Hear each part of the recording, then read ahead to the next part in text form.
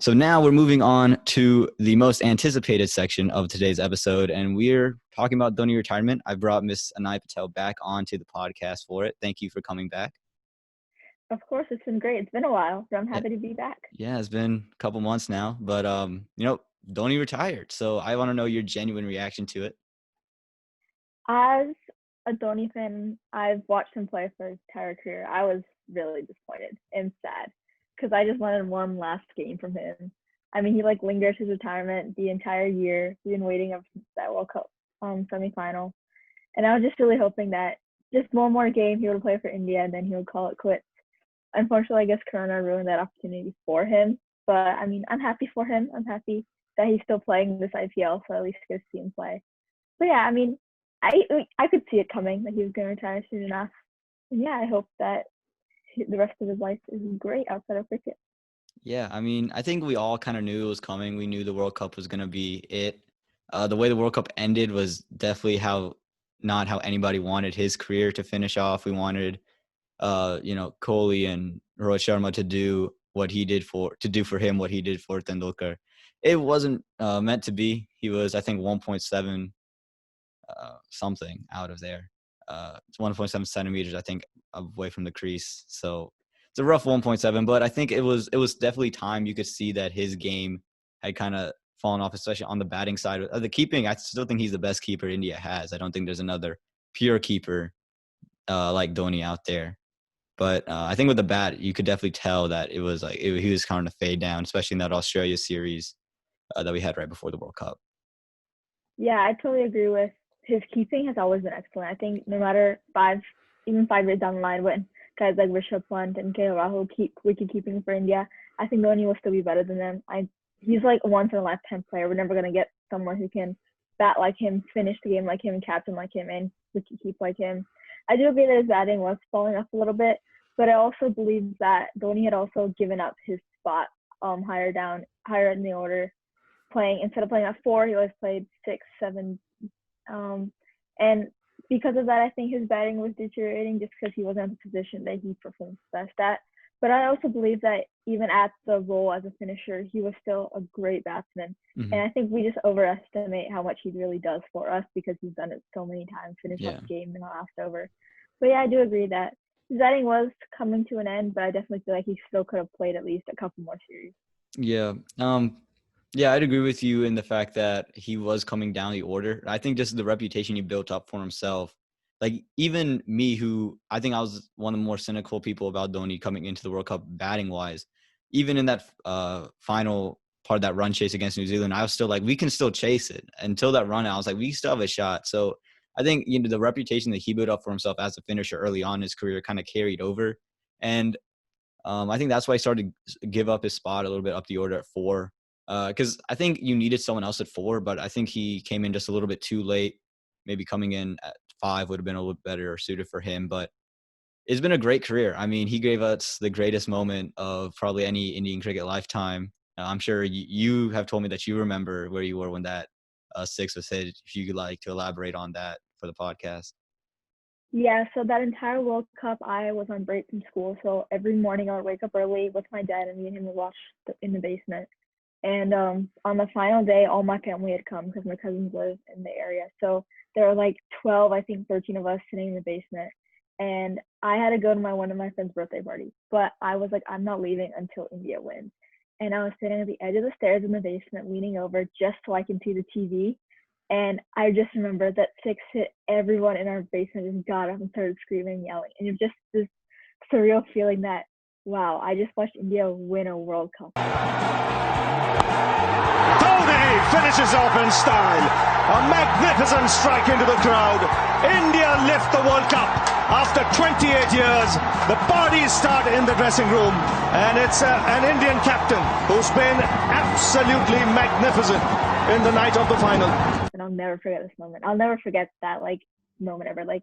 Whenever I watch that 6 on TV, me and my dad, we look at each other, we just get shivers because the feeling is still there. And I hope that 2023 we can win the World Cup again. But I mean, it's just a feeling that it's like I can't describe it. Yeah. India winning a World Cup, watching it happen, watching the whole tournament leading up to that one moment. it's incredible. And to have Dhoni do that for India, I don't think anyone can ever give him negativity or anything like that, because after all, he led us to 3 World Cup wins. I mean, T20 World Cup, ODI World Cup, and he won Champions Trophy. Like, he's just done so much for India that it's really sad to see him go. Yeah, I saw the greatest thing. It was actually an Instagram comment section where they said, after a Dhoni retirement post, it said, from ticket collector to trophy collector. And I was like, that was amazing, because, again, you just mentioned it, 3 international trophies for India under his captaincy. And he always had a big part in that, whether it was behind the stumps or with the bat. There's always something, even in his movie that came out, Rip Sushant Singh. But his movie that came out, we saw him talking about the final delivery where he had the leg slip fielder move a little bit finer to take the catch. And, of course, the 6 that you were talking about, that moment, I don't think anybody who lived through it will ever forget. That would be one of the biggest moments in their entire lifetime, especially as an Indian cricket fan, because that feeling it was just undescribable. And yeah, you just don't get that often unless you're an Australian cricket fan. You don't get that feeling too often. Yeah, it's definitely not something that comes every day. I just think about how much Dhoni really transformed Indian cricket coming off the 2007 World Cup where India got knocked out in the league stages. It was a really low point for India, and then going into T20 World Cup where the young team, Dhoni was like a first-time captain. There's like the most senior player on the team was like Yuvraj Singh. Yeah. So you're going with these young guys and then winning it. It just really changed India, like the face of Indian cricket, and like those players continue to play for India for years now. Like we still have Rohit Sharma playing and all these other players, and it's just incredible to see how much that one person has really had a big impact on the future of Indian cricket. Yeah, his legacy, not just with the trophies, but with the style of play he brought in and the players he was able to bring in. He was the first one who said, look, we need fitter players for this format. We don't need just guys who can only do one thing and then are going to lose it in the field. And that's led to guys like Virat Kohli wanting the fitness, and Hardik Pandya and guys like that just being in the field on the team, or Ravindra Jadeja especially. He's in the team mainly for his ability to field. Exactly. Long on in play again. Now is that a catch? Jadeja on the field. He really is a supreme athlete. Jadeja's given it out. What a catch that is. I said they needed a spark. I said they needed something brilliant in the field. Jadeja might just have provided that. And yeah, I think he has saved the most amount of runs in the World Cup, and only played, I think, 2 or 4 matches or something like that. Didn't even play the whole World Cup and saved the most amount of runs. And it's thanks to MS Dhoni that kind of players started to make their way into the team, and selectors started to see that as more of an asset than rather picking a guy that could bat but not necessarily field. His mindset was just incredible. Like, no one had ever thought about cricket the way that Dhoni did. With the fitness, I totally agree. He really brought this new age of, like, you need to really be able to run, and your running ability and your strength are incredibly important when you're playing. If you have the strength to hit a 6, that's amazing. If you are able to run when fielding and keep up that endurance throughout an entire ODI game where you're probably fielding 50 overs, or even test matches when you could be fielding the entire day through 3 sessions. And just that, like, mental capacity to know about each like batsman when they come to the crease, their strengths and weaknesses, and setting the field that day and telling the bowler, hey, bowl this ball, and then getting that wicket. It's just incredible. Like, all of our young spinners, like we've seen with Chahal and Kuldeep Yadav, that they've grown so much because they started under the end of Dhoni's captaincy. But just that ability of Dhoni being there to, like, tell them that, hey, this player is going to hit the ball like this, so why don't you just bowl this ball? And the fact that it works, and they're just, the first thing they do is they, like, jump from there and they go and hug Dhoni because they're like, yeah, thank you. And it's just incredible how just this one man has not only changed the mindset of players, but also just how Kohli captains now and how Rohit captains in T20, and how all these Indian players will captain in the future. Yeah, I mean, you hit it on the head when you talked about his mental state. I remember reading or watching an interview where they're talking about the bowl out between India and Pakistan, and he was saying that we'd start at each practice doing that, and they didn't care who you were going to bowl it, and whoever hit it was going to do that. And that no one prepares for that situation. Like, who's going to logically say, you know what, let's just have a bowl out? Like, there's no one who would actually have that. And he had the wit and I guess the wisdom, the foresight to say, look, we might need this. So let's just do something. If it doesn't work, that's fine. If we don't need it, fine. But if we need it, we have something to go off of. And I think his ability, again, behind the stumps you're talking about with the spinners, even after he wasn't the captain, he was still the guy saying, look, you do this, just do this. It was just incredible, just his mental foresight and his fortitude strictly up here before he even touched the ball or the bat or the pair of gloves. He won the game right up here, and it was just amazing to see. And I haven't seen a cricketer do that since MS Dhoni. Man, you got it right when you said that he wins the game with his brain rather than his even incredible cricketing abilities. But I do agree with that bowl out. Like, who would have thought that far in the future that if we end up tying, which is already incredibly rare, that we're going to need to bowl out, and then bring in a guy like Robert Mustafa, who you never would have expected to bowl that third delivery to get the win. It would just be like everyone just going confused, and it's just really, Robert Mustafa, why don't you pick one of your actual bowlers? But the fact that he has that confidence in his players and the fact that he would make them do it every day at practice, it's just insane. And then I don't know, it's just his wisdom, I agree, is definitely through the roof. He definitely knows each and everything about each little player, and he carries that through his captaincy. And I think the thing India will most from Dhoni isn't even the captaincy, it's just his presence behind the stumps, especially when it comes to the reviews and just knowing whether or not the ball is gonna come hit the stumps or run out. His presence on the field just changes your mindset about the game. Absolutely. And it's funny that you bring up behind the stumps, because now the question is, who's India's keeper? Is it KL Rahul? Are they going full in on him? Are they going into Rishabh Pant? Are they looking at a guy like Sanju Samson? We have all these guys. Who do you think will end up being India's keeper, or who do you want to end up being India's keeper? If they're different, let us know both. This is a question that I've thought about a lot in the past year, I would say.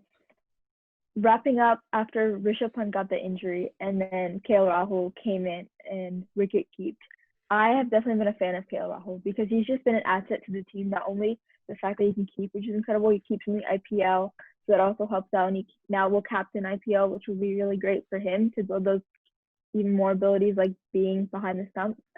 But also his batting ability at either an opener or at number 4, which is really what India needs at the moment. The conversation about number 4 kind of stopped for a while, but I know it's going to pick back up. But KL Rahul as a number 4 is, I think, India's best fit rather than a Rishabh Pant, just because Pant, I do feel is a little bit more of a finisher because he likes to smack the ball a little bit more.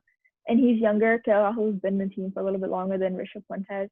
And I just feel like KL's abilities to bat at number 4 are better for India when it comes to an aspect. But if you look at wicket keeping, I do know that KL's wicket keeping isn't as strong as Pant's, I would say. But I know that KL knows that his batting will keep him in the team for a little bit, and he will be able to improve his wicket keeping. When you talk about young guys like Sanju Samson, I think they would only come to the team if in case of KL or Rishabh being injured and in that backup keeper. But also his performance and a couple of other keepers' performance in the IPL could really determine the future for them. I'm not even sure if Dinesh Karthik can make a return if they really need a strong keeper. I love Dinesh Karthik, so huge fan of him, which is why I really thought they did him dirty, Indian cricket team. But I really would hope to see him back, maybe just for a little bit, just a few series or two, just maybe as that senior wicketkeeper. He could even be some sort of mentor to KL. Dhoni has obviously taken up that role, but Karthik could definitely be there behind the scenes to help out with wicket keeping. Yeah, so a little side note. I just found it interesting. We mentioned Dinesh Karthik. Dinesh Karthik got his first opportunity, him and Dhoni were right there, right? And then Dhoni took it, and now Dinesh Karthik's next opportunity is coming after Dhoni's retirement. I just think it's crazy how he's postponed DK's career. So I agree that KL Rahul is number 4. I've said that since before the World Cup. KL Rahul should be number 4, and I think that you bring in Rishabh Pant to keep at and he bats at 5. I would say that because I think Rishabh Pant is a much better keeper, but I think Rishabh Pant needs time away from the Indian team. I think you don't bring him back right away because what set Dhoni apart was him and Rishabh Pant have a lot of similarities in the way that they approach the game, in the sense that they are both really big hitters. They love to go out there and play big. And we saw in Dhoni's movie when he was younger, he was a lot like Rishabh Pant, where every ball he's looking just to go out there and hit and hit and hit. And it took him not getting selected for India under 19 and missing a couple of big chances to get into higher orders and having to struggle being a ticket collector. It took him to get through there to really develop that mental state, saying, okay, I just need to play out, say, 50 balls and I'm going to score well, right? And he came in at 25 and scored his first century. I think that's what Rishabh Pant needs, is just to get that mental state down, because I think he's so talented. He's going to continue to get chances because he's insanely talented. If he can continue to build up his mental side of that game, realizing, look, if I play 15 balls, I'm going to score, right? There's no question if Rishabh Pant plays 15 balls, he'll score. We've seen it in the IPL. We've seen it. And you were there in Florida last year when they came. You saw Rishabh Pant, first ball he came in, tried to play, was it a reverse sweep? And got out first ball. Is in at 4. Exciting talent. He starts with and that is going to be out. That is an irresponsible shot. That's the only thing that you can say. Your first ball, and I don't know what you were trying to do. Young Pant is gone. First ball up. Like, there's no reason to do that. You got to just play out. And once you play if he plays 15 deliveries, he's going to be unbelievable. I think Hardik Pandya took that step in the World Cup, realizing that I don't have to hit from every ball. And Rishabh Pant, once he takes that step, should be in the team. I think KL Rahul will be the keeper just for some time while they figure out the whole Rishabh Pant situation. But I think KL Rahul should keep for like a little bit, and then Rishabh Pant will be the keeper in the long term. Yeah, I definitely feel that Rishabh really should just take some time and work on his skills. Just work at like the NCA and just like continuously go through and just build on his wicket-keeping skills. Just continuously, day in and day out, do it. His batting, I do believe as well. I do think it's a maturity thing where he will realize that just need to take a step back and relax. He doesn't need to stress the first couple balls. Just if they're dots, it's okay. Just get used to the pitch, get used to who's bowling, and then continue hitting and doing whatever the situation requires for you. I've actually seen Rishabh Pant play twice. I've seen him in 2017, and that was his second T20 national in Jamaica. And I was super excited to see him because I knew he was a young guy. He only played one match before that. And that was also Kuldeep Yadav's debut series. So I was really happy to see like these two young guys play. And I was super excited. He didn't even play 10 balls. He came back after scoring just a handful of runs. I was really disappointed in him, but I definitely feel like from there to now, he has definitely improved in the last 3-4 years. And I know that I think in a short period of time, maybe in the next year, Rishabh will really get to that point where either he will be able to be that player that India needs as a great wicketkeeper and a batsman, or he just won't be able to succeed, and unfortunately KL will just take over wicketkeeping in general.